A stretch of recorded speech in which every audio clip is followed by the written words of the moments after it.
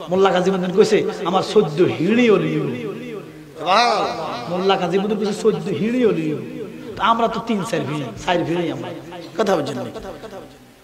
একটা লোক বলেন আমি একটু দোয়া করে দিই বলে উরুসে আল্লাহর ওলির উরুসে আলিমউদ্দিন শাহ উরুসে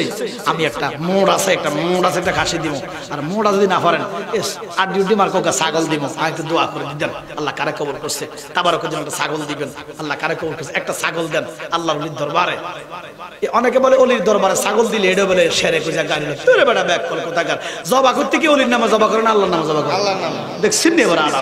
আল্লাহর ওলির দরবারে আসে জবা করে কার নামে হাজার হাজার মানুষ খায় রিজিকের ব্যবস্থা হয় কত গরিব মানুষ আছে 800 টাকা দিয়ে 1 কেজি গরু গোশত কিনে খেতে পারে না উরুসে গেলে একটু গরু গোশত খাইতে পারে সুবহানাল্লাহ কন্না ভাই তো খাইলে অসুবিধা কি আপনি দিবেন আর জনে খাইবো আল্লাহ কারে কবুল করছে দেন না একটা লোক বলে না বলে হুজুর আমি 1 বস্তা চাউল দিব আমি 5000 টাকা দিব 10000 দিব ফ্যান্ডেল দিব মাইক দিব আও কোন না বেটা বই থাকলে কেন নইবো তাবারক গুনাহ লইয়াইও ইনশাআল্লাহ আমরা কিছু করে তাবারক দিয়ে দিব বলেন 4 নম্বরে কেডা আছে আল্লাহ কারে কবুল করছে আপনারা না দিলে তো